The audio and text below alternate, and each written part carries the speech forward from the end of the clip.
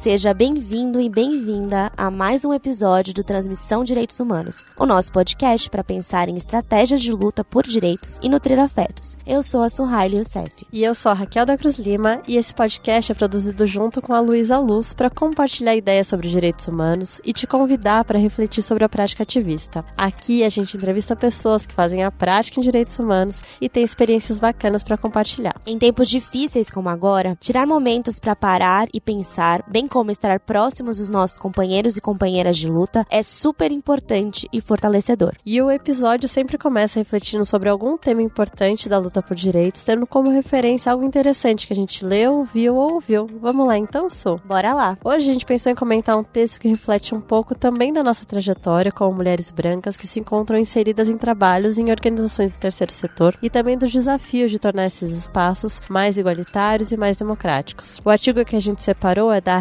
Helen King Hu, foi publicado no Medium em 2017, mas que saiu bem atual, e ele se chama 8 maneiras como as pessoas não brancas são tokenizadas em organizações não governamentais. É um texto em inglês, que a gente está fazendo aqui uma tradução livre, e nele ela reflete sobre a discriminação racial que afeta todas as pessoas não brancas, e isso na perspectiva de uma mulher asiática no contexto norte-americano. Então ela está falando de pessoas, do impacto sobre pessoas latinas, afro-americanas, asiáticas como elas, todas que são entendidas como não brancas. E a tokenização é uma prática que muitos já experienciaram ou mesmo praticaram dentro dos seus espaços de trabalho. Significa fazer um esforço superficial para ser inclusivo, enquanto na prática as mesmas estruturas discriminatórias e de poder permanecem, mantendo as pessoas negras, as mulheres, as pessoas latinas e asiáticas, por exemplo, em posições de subordinação. E é a partir da experiência norte-americana, mas que também, como a Raquel já disse, serve para uma reflexão sobre a realidade brasileira, que a autora descreve no texto 8 formas utilizadas por organizações da sociedade civil para manter esse racismo institucional. Para Helen, as ONGs ainda falham muito em serem inclusivas e seguras para as pessoas não brancas, basicamente por 3 razões. Primeiro, porque a maior parte do financiamento das organizações vem de recursos de bilionários que são geralmente homens brancos, que acumularam capital e que mantiveram esse capital por herança. Além disso, as organizações também dependem de ter uma cara, uma fachada pelo menos de diversidade para manter seu capital político, inclusive para levantar recursos, já que essa é uma exigência, mas que isso também gera mais tokenização. E por fim,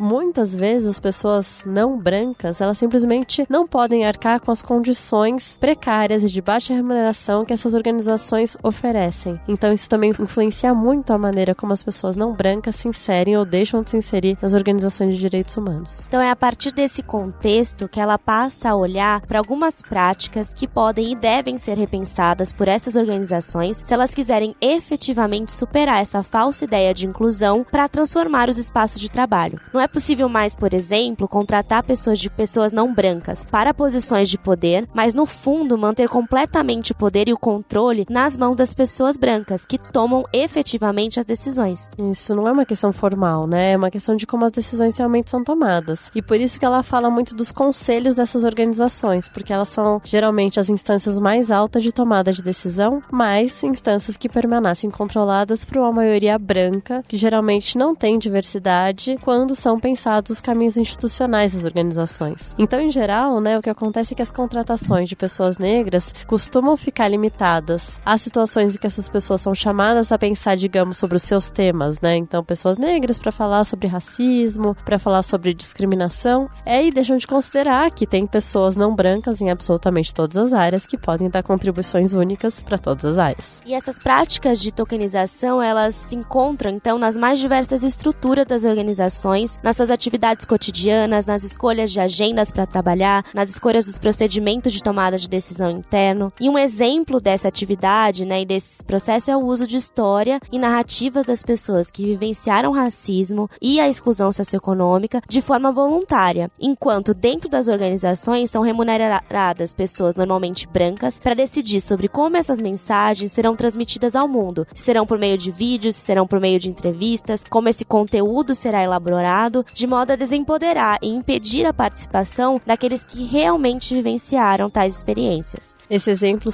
das narrativas das pessoas que sofreram racismo me lembra muito, um processo que agora está acontecendo nas organizações de direitos humanos, no Brasil mesmo, que cada vez mais reconhecem ou são cobradas que elas não podem se manter absolutamente brancas, no mínimo, com necessidade de levantar levantar recursos. Mas nesse processo, várias organizações têm tentado entender um pouco mais sobre as suas práticas racistas, mas nisso diversas vezes convidam pessoas negras para levarem depoimentos ou contarem suas trajetórias sem remunerar, como se isso não fosse trabalho, e pessoas brancas estão ganhando para ouvir essas exposições, mas as pessoas que trazem as histórias delas não recebem nada. Então, assim, não basta, né, simplesmente contratar pessoas negras e sugerir que com isso tem mudanças em relação ao caráter racista de várias organizações. Tem que mudar a cultura institucional das organizações de direitos humanos, das organizações sem fins lucrativos de forma geral. Tem que se rever as formas como são feitos financiamentos, de onde vem o recurso, a partir daí trazer a problematização para a dinâmica de poder dentro das organizações e levar efetivamente as pessoas não brancas a elaborarem os projetos dessas organizações, né? Diversificar a tomada de decisão, incluir lideranças efetivas que tenham poder, que tenham participação e tomada de decisão nos conselhos, nos mais altos cargos e assim reformular a maneira como as organizações funcionam. E de algum modo, essa mudança cultural também passa por dar visibilidade à narrativa das pessoas que vivenciaram essas experiências. E é por isso que a autora, ao final do texto, estimula que as pessoas compartilhem mais histórias de invisibilização e tokenização nas organizações do terceiro setor e de direitos humanos. É por isso que a gente deixa essa conversa aberta, também pelo nosso e-mail e também pelas redes sociais, para quem se sentir à vontade e seguro para discutir essas temáticas na rede com nós. Então a gente torce para, se alguém quiser continuar essa conversa, por favor, vamos lá.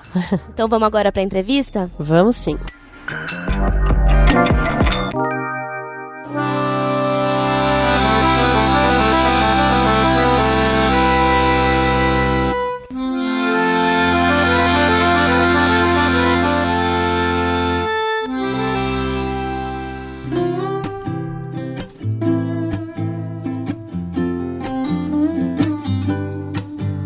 Na entrevista de hoje, nós vamos conversar com a Sheila de Carvalho, que além de musa, é advogada, coordenadora de Direitos Humanos no Instituto Ethos e coordenadora do Núcleo de Violência Institucional da Comissão de Direitos Humanos da Ordem dos Advogados do Brasil. Sheila, seja muito bem-vinda, nós estamos muito felizes em ter você aqui. Olá, Suhaile, olá, Raquel, estou muito feliz de estar aqui com vocês hoje. E, Sheila, pra gente começar, a gente gosta sempre de falar um pouco da trajetória dos nossos convidados. E pra você que tá ouvindo a gente, né, eu sou Haile e Sheila, a gente se conhece há muito tempo. E eu e a Sheila, a gente se conheceu quando a Sheila ainda era estagiária e já trabalhava em organização de direitos humanos. Então, Sheila, você começou muito cedo, né, já no caminho profissional dentro dos direitos humanos. E o que te levou pra isso? Por que você resolveu entrar em ONG, ter esse tipo de trabalho? É muito difícil dizer a origem, né, a gênese desse interesse todo acerca de direitos humanos, né? Faz muito tempo aí que a gente tá nessa caminhada, junto com vocês, junto com alguns outros companheiros e companheiras que são muito próximos aqui da agenda de direitos humanos no Brasil. Eu lembro que quando eu era adolescente eu já falava que queria trabalhar com direitos humanos, o que era bem desencorajada, né? Ali, Residente, Campo Limpo, Zona Sul, São Paulo, minhas tias, mas você vai trabalhar com isso? Essa coisa de bandido, tem certeza? Você vai se frustrar? Isso eu tinha o quê? 14, 15 anos. Mas já falava que queria trabalhar com esse negócio de direitos humanos, que claramente não sabia exatamente o que era, mas parecia interessante a nível de cuidar das pessoas, né? Com isso em mente, eu entrei na faculdade de Direito, entrei no Mackenzie pelo ProUni, alô ProUnistas desse Brasil, e na faculdade de Direito eu comecei a me inteirar um pouco mais, né, sobre o que é essa agenda de direitos humanos, o que isso significa. Na época a gente não tinha essa disciplina, né, na grade do Mackenzie. Aliás, no tempo que eu fiquei lá, a gente nunca teve. Nós que estudamos direito, a gente sabe como é difícil incorporar discussões de direitos humanos dentro da grade curricular desse curso. E aí, quando eu estava no terceiro ano, a gente formou um grupo de pesquisa e estudos dentro do Mackenzie. Na época eu chamava GDH Mackenzie, né, para estudar essas questões, que foi quando eu comecei a ficar muito próxima da agenda, quando foi que eu realmente comecei a me inteirar mais desse universo e onde eu tive a oportunidade de, a partir daquele conhecimento, ir trabalhar em organizações de direitos humanos, né?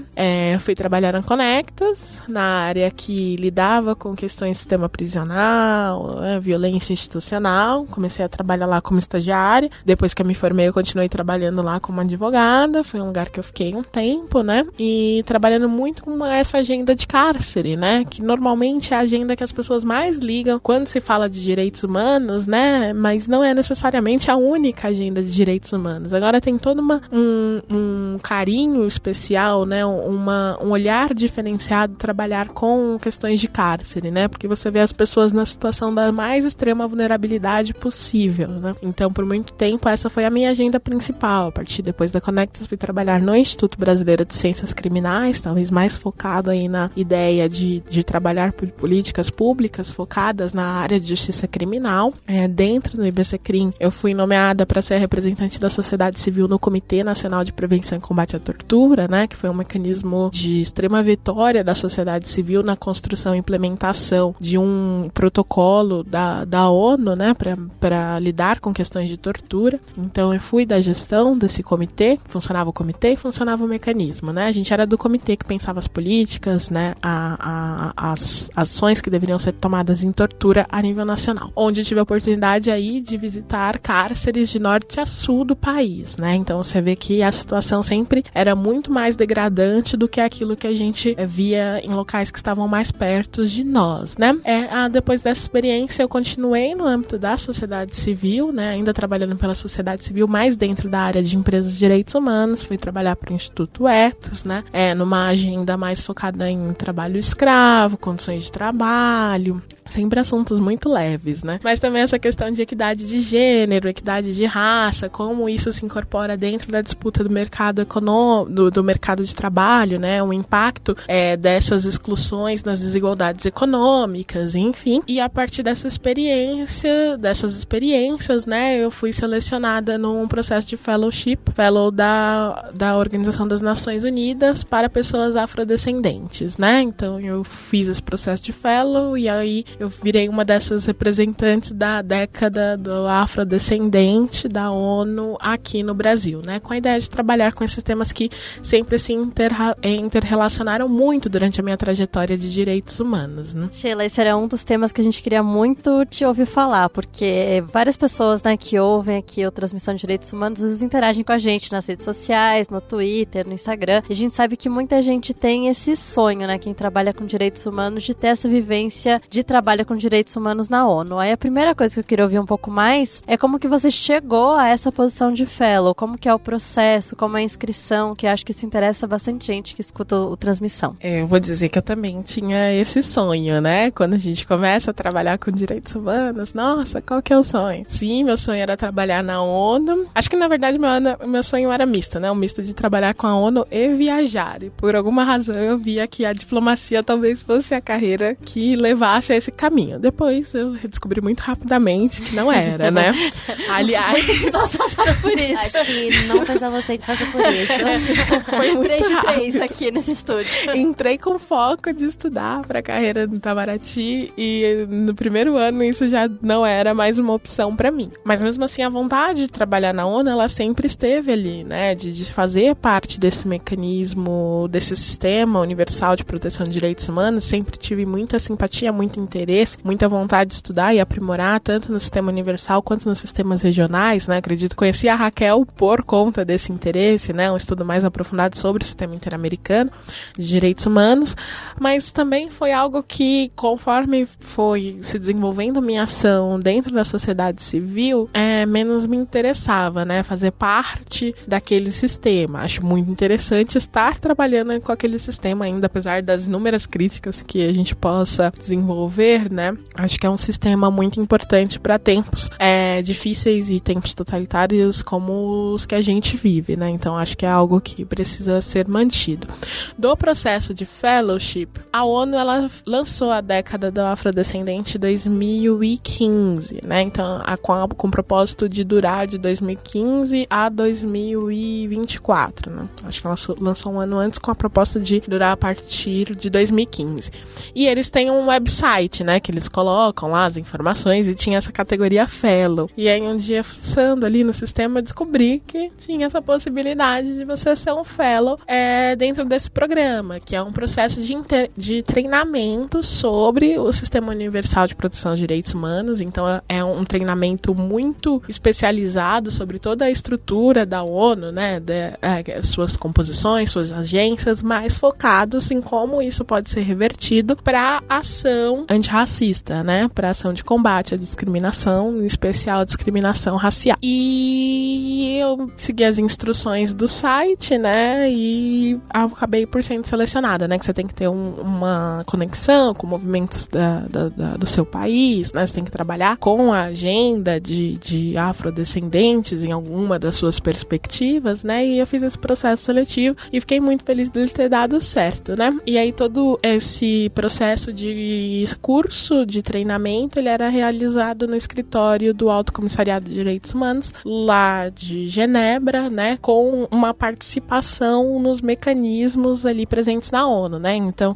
tinha um dia que a gente ia ver a reunião do grupo de trabalho de discriminação, tinha um dia que a gente ia ver o fórum de minorias, tinha o dia que a gente participava de encontros com os relatores especiais, né, ou participavam de momentos de audiências que eles estavam prestando feedback, aquela própria consulta à sociedade civil, enfim, alguns momentos de troca. Teve uma sessão do Universal Periodic Review que a gente teve a oportunidade de acompanhar, né, então o treinamento ele envolvia tanto uma parte de conhecimento técnico, né, de você ter aulas mesmo, mas também esse engajamento junto com o mecanismo. E aí eu descobri que além desses fellows, existem outros fellowships na ONU que também podem ser utilizados por nós, né, para além daquele focado em pessoas afrodescendentes ou que trabalham com pessoas afrodescendentes. Então, paralelamente a esse processo, estava tendo fellowship de minorias, né, que é um fellowship muito maior, enquanto a minha classe do fellow de afro tinha 12 pessoas, esse de minoria ele chegava a ter 30 pessoas de várias partes do mundo, né, que representavam grupos minoritários e que faziam um treinamento similar àquele que a gente estava vivendo. Então, há essas possibilidades. E há essas possibilidades a gente tem que ocupar com as nossas epistemologias do Sul Global, né, com nossas vozes do Sul Global especialmente. Então, uma das coisas que me deixavam um pouco entristecidas era a baixa presença de pessoas do Sul dentro desses programas, né? Então, você podia ser uma minoria, você podia ser uma pessoa afrodescendente, né, ou da diáspora, mas você não era necessariamente de algum país do Sul, ou da África, que o seja, né? Então, essa é uma crítica que eu trouxe para dentro, né, desse sistema, até para eles terem mais cuidado nesses processos seletivos e tentar expandir esse conhecimento para outras pessoas, para que outras pessoas pudessem ter essa oportunidade, que de fato o resultado desse processo de formação fosse o que eu estou fazendo agora, né, de você voltar para o Brasil e a partir das tecnologias e saberes que adquiriu ali dentro daquele processo, aplicar para a realidade da sociedade civil e dos movimentos ao qual representam essa agenda dentro do país.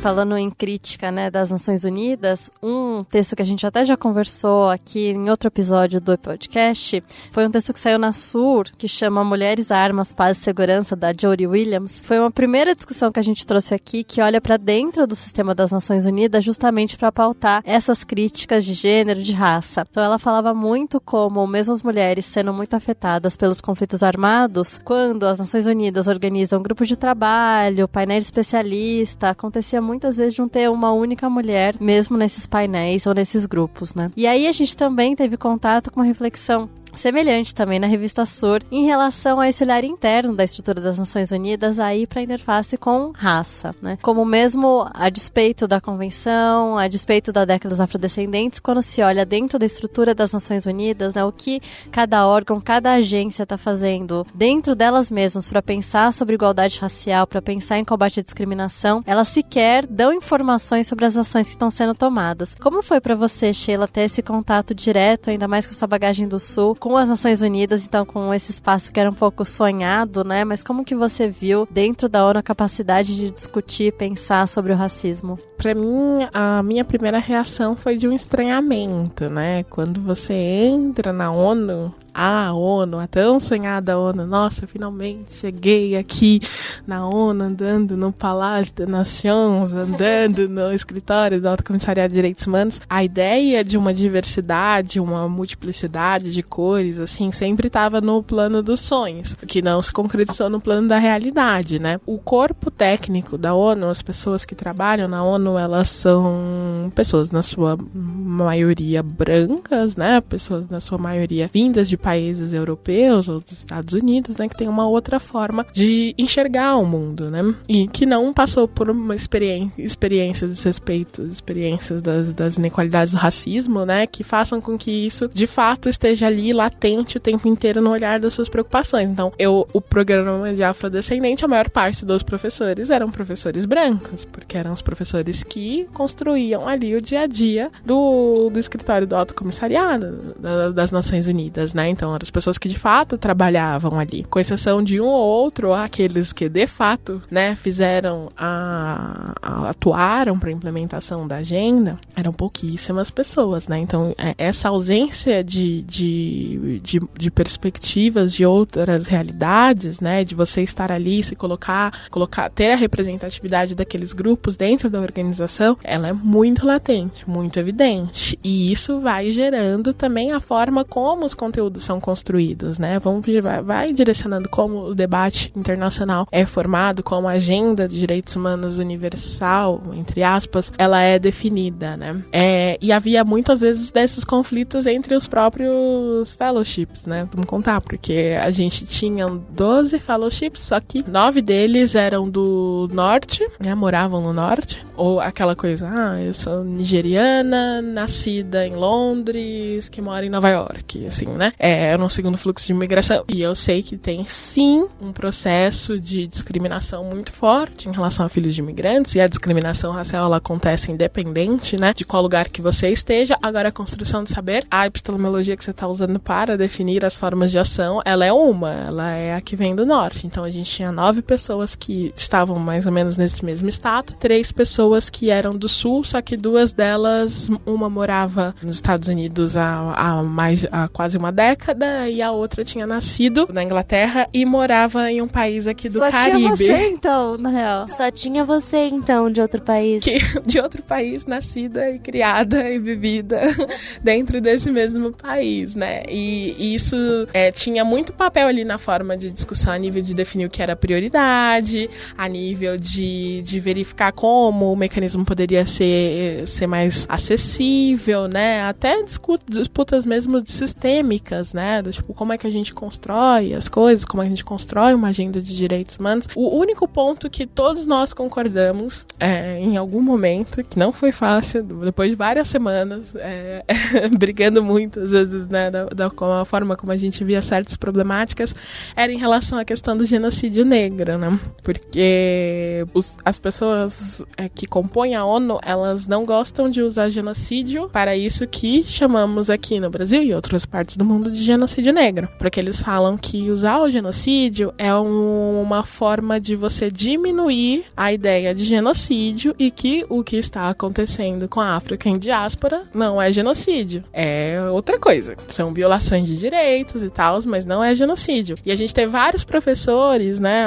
em torno do curso, professores, quando eu digo professores, são pessoas que trabalhavam na ONU, que diziam que a gente não podia usar, porque o movimento deslegitima o que é o genocídio, o movimento está dificultando e prejudicando outras lutas que são de fato genocidas, né? Então, quando a gente falava, então me dá exemplo de quais são os genocídios que vocês consideram genocídios. Então, normalmente eram genocídios contra populações brancas, né? Então, isso aí, toda vez que um grande número de negros morrem, seja por ação direta ou seja pela ação da negligência, né? Porque tem essas particularidades do genocídio na forma como a gente constrói aqui, né? Um genocídio por deixar viver, por fazer morrer, né? Então, eles não consideravam isso. E aí, as pessoas negras, sejam as pessoas negras do norte, sejam as pessoas negras do sul, não. A gente tá com o processo de genocídio em curso. Se a ONU não reconhece isso, estamos nem falando da ONU, se as pessoas que trabalham na ONU não conseguem enxergar isso, então nós temos, de fato, um problema aqui de disputa de mundo. Quando a nossa vida vai ser valorada de tal forma, né, que a gente consiga equiparar isso, né? E tinha várias outras problemáticas. práticas, porque, querendo ou não, a ONU é universal, né? Quanto os documentos que a gente tem ali, transitando, a Declaração de Durban, a Convenção de Eliminação de Racismo, xenofobia, enfim, a gente tem que considerar que o mundo não é negros e brancos, né? Que a gente tá falando de outros conflitos raciais que tem ali também, né? Que tem que ter uma particularidade, um olhar diferente para isso, né? Às vezes a gente comete muito erro do apagamento e da invisibilização de certos grupos étnicos, porque a gente quer, ou você tem o negro ou você tem o branco. Não, e a gente tá falando de um mundo extremamente diverso, com várias etnias, né? Que não podem ser apagadas, que também precisam ser reconhecidas, né? E a gente não encontra, às vezes, espaço para discutir essas particularidades. Assim como há uma tendência universal a fazer o apagamento desses grupos, há também uma tendência de certos grupos que são já minoritários, como o próprio grupo negro, de tentar apagar outros ou tentar incluir como se fosse nós contra eles, e não é necessariamente assim, né? Isso acontece muito quando a gente está considerando aquela África meio árabe, né? Ali é muito difícil, né? Fazer essa definição mais clara do quem é negro, quem não é, do próprio árabe enquanto uma categoria étnica, né? Então aquelas discussões que estavam acontecendo recentemente, a Cleópatra é negra?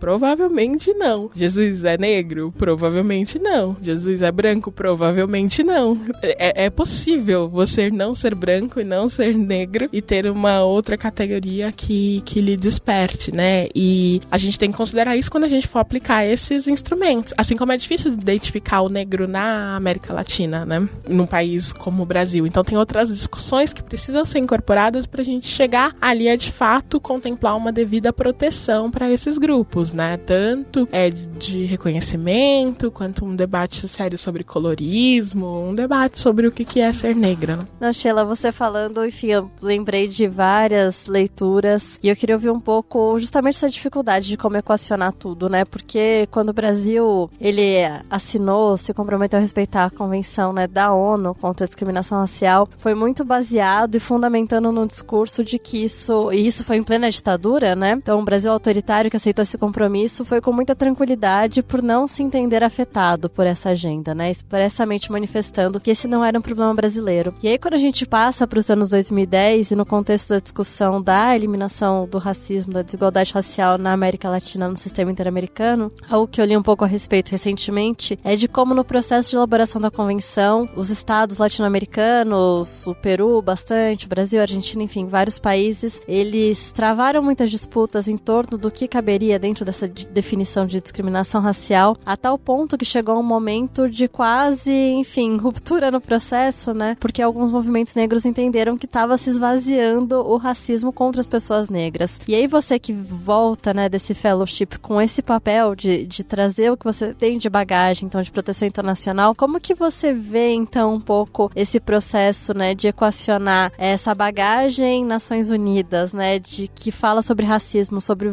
vários grupos étnicos e que sofrem discriminações raciais e que estão em vários, enfim, pronunciamentos de proteção, né, nas decisões do comitê, nas manifestações da relatora especial, enfim, tem um monte de produção a respeito, com esse drama, talvez, com essa tensão Latinoamérica de a proteção contra a discriminação racial ter se tentado esvaziar nesse contexto latino-americano, afastando um pouco também a figura do racismo contra o negro. Não, é muito importante essa reflexão, né, de como essa discussão se dá nesses espaços. A gente está muito focado hoje no âmbito internacional, a gente não só enquanto movimento negro, mas outras minorias étnicas também, no que foi a Conferência de Durban, né, que ela sim conseguiu de fato criar um documento que seja rico e contemple a diversidade étnica existente sem necessariamente apagamentos. Porém, a questão negra tem muito mais destaque que outras. E quando a gente traz isso para um contexto latino-americano, ele é muito difícil de se tornar palpável, né? Aqui no Brasil a gente faz um apagamento de quem? A gente faz um apagamento dos indígenas, tanto enquanto branquitude, tanto enquanto mobilização negra. Às vezes você coloca os negros juntos, enfim, tá. Os latinos, eles não se enxergam necessariamente como negros. Latinos também é uma categoria super difícil. Alguns são, outros não. Tem essa nova tendência aí do afro-latinos. Vamos ver o que isso surge. Mas a gente tem nações da América Latina que são nações mais mais negras, né, como Cuba, Haiti, próprio Brasil, enfim, enquanto a maior parte das nações não tem a negritude, ele não tem grupos muito grandes de pessoas negras ali transitando, né, então tem muita origem indígena, né, então a gente tem que balancear de como fazer uma ação em direitos humanos, uma ação global em direitos humanos, uma ação que consiga defender a agenda de direitos humanos para todos esses grupos, sem necessariamente diminuí-los, sem necessariamente apagá-los, né, historicamente, enquanto um grupo que está pleiteando ação. E nem sempre a gente vai ter as mesmas medidas para cada grupo grupo vai ter uma necessidade em específica. A gente vê isso no Brasil, as necessidades, apesar de todos os dois grupos, né, no caso eu vou me referir aqui aos indígenas e os negros, estarem num processo de eliminação, digamos assim, de alta, de morte, enfim, de violações de direitos que resultam à morte, então é basicamente uma necessidade de mobilização pela existência, é desproporcional o que está acontecendo, né, e em números eles também são diferentes, então mesmo um número pequeno, a gente não pode apagar ele só porque é uma pequena minoria, né, a gente tem que ver como contemplar ele na forma de ação, fazendo com que ele exista dentro dessa ação de direitos humanos sem necessariamente ser diminuído ali ou incorporado numa ação coletiva, né? E assim, dentro do sistema interamericano, a gente tem muita dificuldade de discutir racismo ainda. São poucos os documentos, né? São poucos os materiais que estão sendo produzidos. Os fóruns internacionais não tratam essa questão de uma forma de tentar trazer aí outras formas de racismo, né? Para além da questão da discriminação racial. Então, é toda uma bagagem que a gente precisa trabalhar juntos em como construir. Às vezes a gente vai ter que fazer ações em separado, né, dentro dos grupos específicos. Mas há também, quando a gente está discutindo nesses fóruns internacionais, a necessidade da gente se unir enquanto minoria étnica para reivindicar certos direitos e certos espaços.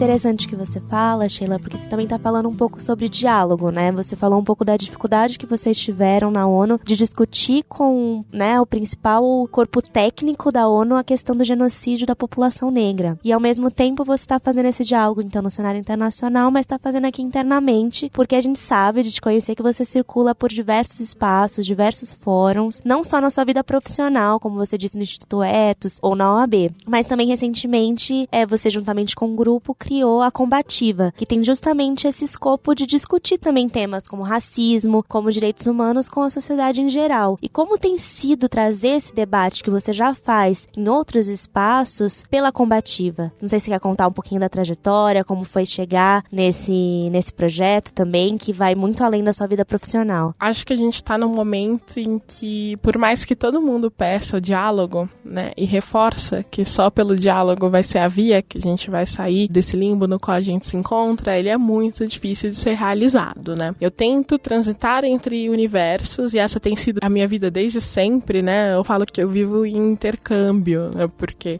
enfim, eu morava no Campo Limpo e de repente fui jogada pro Mackenzie dentro de uma outra realidade, dentro de uma elite que eu não conseguia me enxergar ali dentro, que eu ainda não consigo me enxergar dentro, né? Mas aí depois, quando eu voltava pra minha comunidade, às vezes eu não conseguia me enxergar ali também. Então, porque você vai criando novos acúmulos e você vai perdendo, às vezes, a habilidade de simplesmente sentar e discutir coisas com outras pessoas, independente das bagagens, independente da formação técnica que elas levam, né? Então, tentei fazer, a partir dessas experiências, sempre um resgate, né? Eu gosto muito de conversar com pessoas e trazer pessoas para perto, independente dos fatores que nos separam. Isso tem sido a forma como eu encontrei de continuar existindo nesse mundo e existindo em vários mundos, né? Talvez eu nunca faça parte plenamente de um só deles, mas faça parte de vários. E a proposta da Combativa, ela surge num momento muito tenso, né? Que foram o resultado eleitoral de 2018,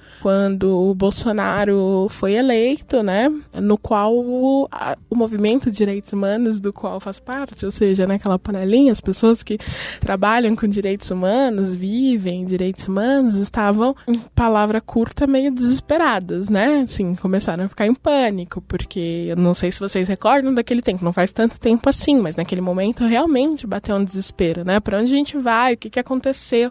Até de sentir medo, de se sentir ameaçado. A gente passa por um momento, né, que a gente tem medo às vezes de sair na rua, de falar o que você pensa, o que você acredita na rua, em espaços públicos, enfim. E isso se tornou uma realidade cada vez mais constante a partir desse Brasil polarizado ali entre duas formas de ver o mundo. E a gente acreditou naquele momento que a gente não perdeu só um resultado eleitoral, né? A gente perdeu uma disputa de mundo. A gente elegeu um mundo no qual direitos humanos não são respeitados, no qual as pessoas não querem a proteção a uma agenda de direitos humanos. Então, o que a gente fez? Vamos sentar aqui e discutir algumas coisas, né? Alguns caminhos que a gente poderia tomar. E, no dia seguinte à eleição do Bolsonaro, eu fui lutar boxe, porque eu achei que era isso que a gente devia fazer, né? Tipo, violência fascista se combate com mais violência.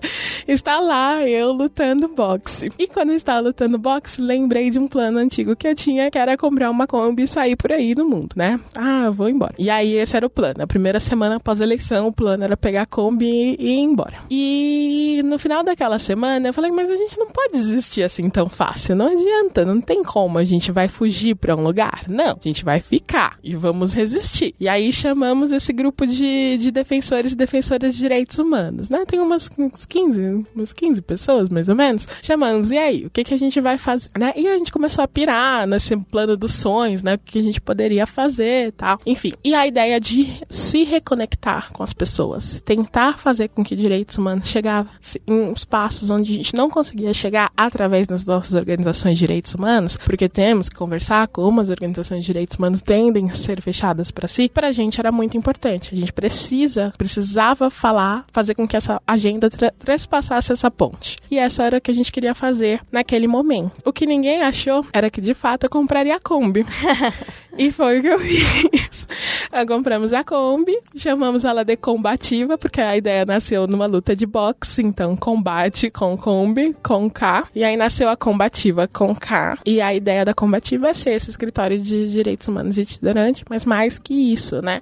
Um mecanismo com que a gente consiga fazer diálogo, se reconectar, reconstruir os tecidos sociais desfarelados pela intolerância que se instaurou dentro dessa agenda. Então, a nossa meta é conversar com as pessoas. E para isso a gente tem feito o quê? Café com bolo, porque ninguém nega um bom café com bolo, né, gente? Então, em praças públicas, escolas públicas, igrejas, a gente tem sentado e conversado sobre direitos humanos com pessoas que não costumam conversar todo dia sobre direitos humanos. E tem sido uma experiência muito interessante a nível da recepção. Às vezes a gente vê que a pessoa tem uma reticência em relação àquilo que a gente está falando, mas ela é incapaz de agredir a gente como ela agrediria atrás de um telefone, atrás de uma tela de computador. Porque olhando no olho, o contato é diferente. E você tenta mostrar por que essa agenda é importante para mim, e ela tenta mostrar para você por que essa agenda poderia ser importante para ela. E a gente vai conversando. Ou por que ela não acredita nisso, ou o que ela acredita, então, já que ela não acredita nisso, ou o que ela acha que seria melhor para mudar o bairro, mudar a realidade, né? Onde estão os direitos humanos na sua trajetória. Então, a gente conversou desde com crianças de 7 anos de idade, né? Escola fundamental, até senhores e senhorazinhas, 60, 70 anos, centros comunitários, enfim. E esse tem sido um balanço, sabe? Pessoas que nem sempre acreditam em direitos humanos, mas elas acreditam que precisa ter direitos. Elas acreditam que precisa ter um olhar pro outro. E isso é o que mais tá sendo difícil, né? De ter hoje, quando a gente vê no mundo online, né? Do tipo, o que é meu, o que é meu, o que é meu, e não o que é nosso, né? Então a gente tenta reconstruir esse valor do que é nosso, porque os direitos humanos é para nós, é para um coletivo. E quando a gente vai conversando, é tentando fazer com que seja despertado uma preocupação pelo coletivo e que elas considerem isso como um elemento de vivência, que falem disso para outras pessoas também. Então, para 2020, o que a gente vai fazer é ouvir a voto dos direitos humanos, conversando com pessoas para que elas considerem o elemento de direitos humanos na hora de definir o seu voto. Não sei que candidato ou que candidata vai votar votar, não necessariamente interessa. Agora, que os direitos humanos seja uma preocupação para você colocar na hora do momento da sua escolha, né? E acho que essa vai ser a ação de rua pra gente fazer. E isso foi algo que eu pensei também muito estando na ONU, né? E faz muito sentido dentro da minha trajetória no terceiro setor brasileiro. Todo mundo quer falar com o tal do stakeholder. Stakeholder, né? Pra quem não sabe, o ser de as pessoas influentes, né? É um termo que eu escutei, assim, desde o meu primeiro dia trabalhando com direitos humanos, eu tô indo atrás do tal do stakeholder. E tá lá, eu indo atrás do stakeholder, então a gente vai atrás do stakeholder em Brasília, a gente vai atrás do stakeholder das empresas, a gente vai atrás dos stakeholders na ONU, enfim. Agora, quem quer falar com quem escolhe os stakeholders? Quem quer, dentro desse movimento, dentro das grandes organizações, né? Quem quer, de fato, falar com as pessoas que são o alvo das políticas que esses stakeholders vão fazer, né? Então, acho que a gente precisa resgatar isso também, com outras pessoas com as quais a gente precisa falar. Você achou, enfim, pode fazer 1000 comentários, né, Su, porque a Combativa toca diretamente em vários assuntos que a gente sempre fala aqui no podcast. Se você sempre escuta a gente, sabe que a gente adora falar sobre comunicação. Nosso piloto já foi defendendo muito essa ideia de que a gente tem que voltar na essência, pensar sobre o que quer dizer direitos humanos, né? Mas no final, Sheila, uma coisa agora que você falou, eu fiquei com vontade de ouvir mais, porque você falou muito de como essa sua vivência em Genebra, você sentiu essa diferença das pessoas que, mesmo tendo, né, trajetórias de migração, não eram do sul global. E a minha impressão é que, por mais que na nossa vivência de terceiro setor a gente buscasse Brasília, eu nunca tive vivência ONU, mas eu sinto das minhas leituras de direitos humanos que eu nunca vi aqui na minha prática em direitos humanos o stakeholder com a mesma força que os textos do norte colocam. Eu sempre tive a sensação que tudo que eu leio, principalmente tipo Human Rights Practice, né, essas revistas que falam de atuação em direitos humanos, mais uma chave mais do norte, documentos da ONU, eles têm muito mais essa figura do grande tomador de decisão do que a atuação em direitos humanos no Brasil, mesmo nas ONGs maiores. Não sei se é por outras experiências, mas eu sinto que o stakeholder tem uma força muito maior também vinda do influenciador, vindo das ONGs que ensinam a gente como fazer. Não sei se você concorda, Sheila. Eu acho que a sua leitura, ela faz muito sentido. Talvez se a gente estivesse fazendo uma construção teórica da prática de direitos humanos, talvez nós do Sul não estivéssemos dando tanta ênfase nessa figura, né, do tomador de decisão. Vulgo stakeholder. Para mim é muito difícil, inclusive, falar tomador de decisão, porque toda vez que eu leio é um stakeholder. E isso tá numa agenda de financiamento também. Assim, sendo agora um pouco pragmática, né, as organizações de direitos humanos, para sobreviver, elas precisam de financiamento, elas precisam trabalhar pessoas, elas precisam pagar as viagens, pagar as contas, pagar o prédio, pagar a impressão, pagar a internet, elas precisam de financiamento. E os financiadores, eles definem suas linhas de prioridade. E, em regra, esses financiadores estão no norte, que fazem uma agenda muito forte no sul. Inclusive ditam, né, então, qual é a parte ali que vai se desenvolver mais ou menos, né? Então, o Brasil já esteve ali no centro do financiamento. Hoje já não está mais, né? O financiamento está em outro lugar. E aí, há um enfraquecimento da sociedade civil quando esses financiadores se afastam, né, ou vão para outros lugares. E aí a gente fica com uma dificuldade de como, talvez, equilibrar os dois fatores, né? Porque, de fato, precisam ter organizações que fazem um trabalho de influência com tomadores de decisão. E esse trabalho de incidência política nos espaços como o executivo, legislativo e o sempre negligenciado judiciário, ele é muito importante, de você fazer uma ação em direitos humanos dentro desses espaços, né? Ter esse olhar, ter essa preocupação. Ele é fundamental. Agora, a gente tem que ver como faz isso de uma forma mais equilibrada, né? E considerando as particularidades da nossa existência, dos nossos locais, dos nossos territórios, né? Aquela teoria que a gente tá lendo ali no norte, nem sempre ela vai fazer sentido pra cá. A ONU tem muito essa preocupação também, né?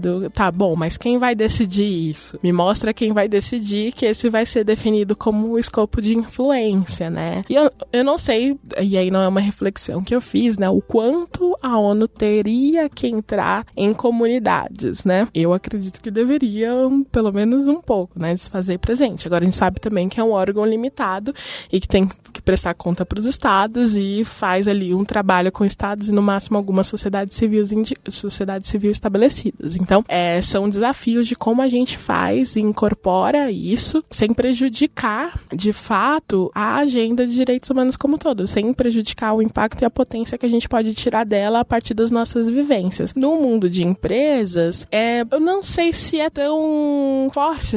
O universo de empresas, a gente tem que fazer de uma certa forma responsável um ator que é muito fora dos escopos do movimento de direitos humanos, né? Que são as empresas. E aí você tem duas possibilidades. Ou você trabalha com essa empresa, né? Auxilia ela ou participa do caminho ali que ela vai fazer para não incorrer em violação de direitos humanos, ou você vai para o ataque do que ela está fazendo, né? Então a sociedade civil que trabalha com essa agenda de empresas de direitos humanos, elas têm ido por essas duas frentes. E tem elementos aí filosóficos que têm que ser colocados também de construção de que mundo a gente quer e qual que é o papel que as empresas têm dentro desse universo também. Não tem como uma organização que seja anticapitalista, antissistêmica, enfim, conversar numa mesa com a empresa, né? São coisas diferentes ali. Agora tem outras organizações que poderiam fazer esse papel e levando uma outra perspectiva, uma outra ação da agência. A gente tem agora um debate na ONU muito forte com empresas, né? Não é algo que sempre aconteceu, é algo recente, inclusive tratados discutindo a possibilidade de responsabilizar empresas por danos causados, né? Então a ONU não só fazer a pressão de estados, mas fazer também a pressão das corporações, né? É um novo momento. E a gente tem que aí estudar como a gente avalia isso e coloca aí certas perspectivas em prática.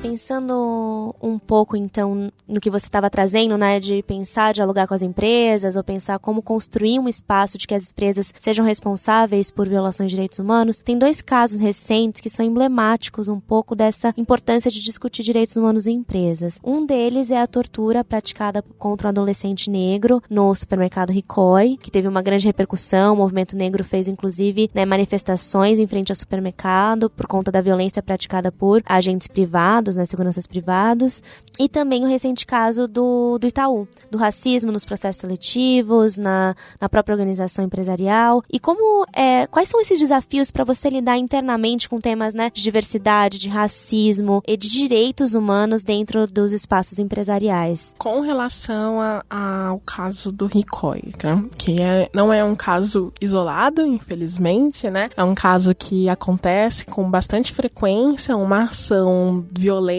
da segurança privada que está realizando ali, prestando serviço para determinada empresa, enfim. E o que nos choca nesse caso, né? Eu também sou da Coalizão Negra por Direitos, né? Que foi quem puxou a manifestação contra o Ricoh, quem acompanhou, enfim, o caso, né? A gente atuou para uma responsabilização aí. É a dificuldade que órgãos públicos têm de ir atrás das empresas. Porque nesse caso em específico, eles colocaram, a ação penal foi feita contra o segurança, então acabou. Agora, não, há uma responsabilidade da empresa que permitiu que aquilo acontecesse. A gente tem que discutir essa responsabilidade. É mais fácil quando é uma empresa com capital aberto. É mais fácil quando é uma empresa grande, quando é uma empresa que tem aí um dano na imagem, que pode, de fato, ali gerar o impacto. Essa empresa, ela sempre vai estar um pouco mais atenta para evitar cair nisso. Agora, o Ricoh é uma empresa de uma família que está presente na maior parte da periferia de São Paulo. Esses são os consumidores desse supermercado, né? E ele não está tomando nenhuma medida para fazer com que a ação que ele pratique, aqueles que eles contratam praticam, não seja violenta contra essa população. É um empreendimento extremamente rentável, mas ainda assim não traz nenhuma medida de dano, de reparação de dano ou de prevenção de dano, né, factível. Agora, em relação à questão de isso se interrelaciona, na verdade, muito de como a gente discute racismo, de como a gente discute desigualdades dentro das empresas, né? E fazendo o link com esse caso do Itaú. Nos últimos anos tem crescido muito o debate racial dentro das organizações. E aí não só organizações empresariais, como organizações da sociedade civil também. Essa ausência, ela tá cada vez mais gritante, né? Uma ausência que por tanto tempo sempre foi muito negligenciada, hoje as pessoas não conseguem negligenciar mais. Seja por determinação de financiamento, quando no caso das organizações da sociedade civil, seja porque há uma necessidade do mercado de ser mais criativo e de ser mais inclusivo para conseguir prosperar nos seus negócios. Você precisa mostrar que você, de fato, ali representa um pouco mais, né? E o investimento que eles fizeram nisso gerou, de fato, mais lucros, né? A gente está num patamar hoje que a gente tem pesquisas que mostram que o investimento em diversidade étnico-racial numa empresa pode crescer em até 33% os negócios, o lucro efetivo dela, né? Um estudo da McKinsey, uma consultora inglesa que trabalha com essas questões empresariais. Mas, mais que isso, o estudo da McKinsey, que foi feito no Reino Unido, ou seja, nada tão diverso assim, ele fala que num país que há maior diversidade, essa porcentagem de lucro ela pode ser ainda maior, que seria no caso aqui do Brasil. Agora, a gente nunca foi muito preocupado com isso, né? Então, no Ethos, por exemplo, a gente realiza o perfil social, racial e de gênero. No último perfil, aponta que nos grandes quadros das empresas, né, administração, diretoria, só 4,9% eram pessoas negras. Quando a gente fala de mulheres negras, ainda fica mais gritante, né? O quadro, dentro do mapeamento das 500 maiores empresas do Brasil, das diretoras, dos diretores dessas empresas, apenas 2 eram mulheres negras. Então, assim, era 0,04% de representatividade de mulheres negras, que é hoje no Brasil o grupo mais socialmente representativo, de 27%. Então, há um descompasso ainda, né, dessas realidades, e há empresas investindo nisso. Agora, há empresas investindo isso de 2 formas. Ou muito efetivas, de se olhar para dentro, de se reconhecer e de adotar práticas que possibilitam que esse quadro de desigualdade seja reduzido ou eliminado, né, até estabelecendo metas, estabelecendo políticas, enfim,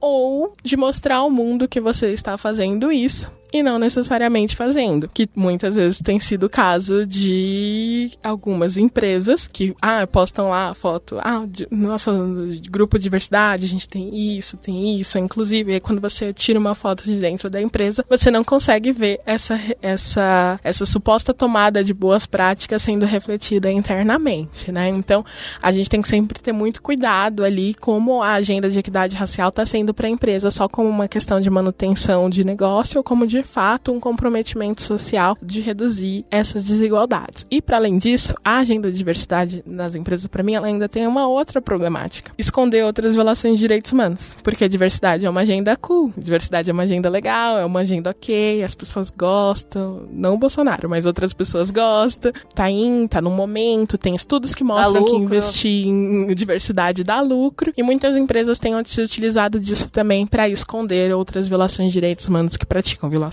muito mais graves, né? Então aí você vê a empresa recebendo selos, recebendo premiação, e aí quando você dá uma olhada mais para dentro da casa, você vê que tem outras violações de direitos sendo cometidas muito mais graves. Então é sempre importante ter um olhar bem holístico aí para a questão de como a empresa lida com assuntos de direitos humanos enquanto um todo, não só a perfumaria da diversidade. Sheila, você que escuta a gente, outros ouvintes sabem que a gente tem um momento que nós fazemos algumas perguntas para as pessoas que vêm aqui conversar com a gente. E uma delas é muito voltada para pensar que muitas vezes o trabalho com direitos humanos é um trabalho desacreditado pelo senso comum, pela dificuldade em trabalhar com direitos, e de certo modo você está em vários espaços também e trabalhando com temas difíceis. Então a pergunta é um pouco: o que você faz para continuar, né, trabalhando com direitos humanos, acreditando que é possível promover transformação social e ao mesmo tempo conseguindo se cuidar, olhar para você, olhar para esse autocuidado que também é coletivo? Então essa é uma pergunta que a gente sempre escuta e a gente queria ouvir de você também. Acho que você falou uma palavra muito importante, que é o autocuidado, que também é coletivo, porque eu não acredito no mito do autocuidado. Eu acredito no cuidado coletivo. Eu acho que o que me faz estar forte ainda e presente aqui é o fato de eu estar com pessoas que compartilham comigo a mesma visão de mundo e que estão juntos, seja em momentos de luta, seja para pra tomar um café e tocar música e dançar e fazer um clube de livros sobre um tema que não tem nada a ver com o que a gente tá discutindo aqui. Então, ter a oportunidade de fazer essas atividades lúdicas, elas são muito importantes, né? E fazer com gente bacana, assim. Eu tenho eu sou muito de gente, né? Então, tipo, quanto mais cercada de gente eu tô, melhor eu estou. Os períodos de isolamento, eles me fazem muito mal, né? Então, eu não consigo fazer aquele autocuidado isolado, de ficar distante de tudo. Nossa, sumir no mundo. Não, eu preciso de gente, eu preciso estar com gente e eu preciso ouvir de pessoas que já passaram pelo que eu estou passando, que no fim vai dar certo, fica bem, porque é muito difícil trabalhar com direitos humanos porque você não vê a efetividade daquilo que você está fazendo na prática. Então, às vezes, você tem que repetir a mesma coisa 55 mil vezes, vai passar 10 anos, você vai estar repetindo a mesma coisa e você vai falar, nossa, e agora, né? Não tem mais o que fazer. Então, ser paciente, ser criativo, né, e estar bem mentalmente são fatores muito importantes e eu gosto de fazer isso em grupo. Maravilhoso, Sheila, foi muito bom poder conversar com você, chamando você, ouvinte, para ouvir também, que a Sheila é muito querida de nós três aqui. Então, obrigada, Sheila, por ter vindo. Pra gente encerrar, a gente sempre gosta de, enfim, levar uma troca, né, pra também quem tá escutando a gente. E a gente queria pedir pra você, Sheila, você ainda que falou do lúdico, né, pra deixar alguma coisa legal que você tenha lido, visto, ouvido, uma exposição, alguma coisa que tenha mexido com você, que você ache legal, que tenha a ver com direitos humanos, enfim, alguma transmissão pra você fazer pro ouvinte que tá escutando agora. É difícil, mas eu vou de 2 livros. Um que é meu livro querido há muito tempo e que foi publicado em português recentemente aqui, que é Eu Sei Porque os Pássaros Cantam na Gaiola, da Maya Angelou. Maya Angelou é uma das minhas escritoras favoritas, tem até uma tatuagem com um poema dela, Still Arise, não o poema inteiro, mas a ideia. E eu gosto muito, muito dela, e foi publicada aqui no Brasil, é uma boa leitura, tá aí, tá disponível. E o outro, um livro que eu li no final do ano passado, quando eu tava quase desistindo de tudo mesmo, a gente tá sempre quase desistindo de tudo e a gente volta, mas é Ideias para Adiar o Fim do Mundo, do Ailton Krenak, que é um pequeno livro, assim, sei lá, tem 60 páginas, 80 páginas talvez, é bem pequeno, mas ele te convence de porque a gente pode adiar o fim do mundo. E eu fiquei bem convencida, né? Então, fica aí. Que engraçado, eu fiz ontem. Coincidência, você gostou? Pra todo mundo. Você tá convencida, Raquel, pra adiar o fim do mundo também? Não, vamos adiar todo mundo. Nossa, Sheila, a gente tava muito alinhada. Porque... Alinhamento total. E tem uma parte que ele fala da humanidade e das coisas que a gente faz pra pertencer a certa ideia de humanidade, que eu linkei muito a experiência da ONU. Porque isso, não existe algo que seja posto que não dá pra ser mudado. E se isso não me contempla, eu não preciso ficar me esmagando e me diminuindo pra fazer parte disso. Eu posso criar uma coisa que seja mais similar aos meus e aos nossos. Acho que esse é um ótimo encerramento pro episódio. Sim, eu acho que é um ótimo encerramento. Sheila, mais uma vez, muito obrigada. E pra você, ouvinte, comenta com a gente o que você achou desse episódio. Nós estamos nas redes sociais, como @tdh.ideias no Instagram ou @transmissãodh no Twitter e também no nosso site. Você pode mandar e-mails e compartilha então com a gente o que você achou e compartilha pros amigos do podcast também. E boa! Então um beijo e até a próxima. Tchau! Tchau!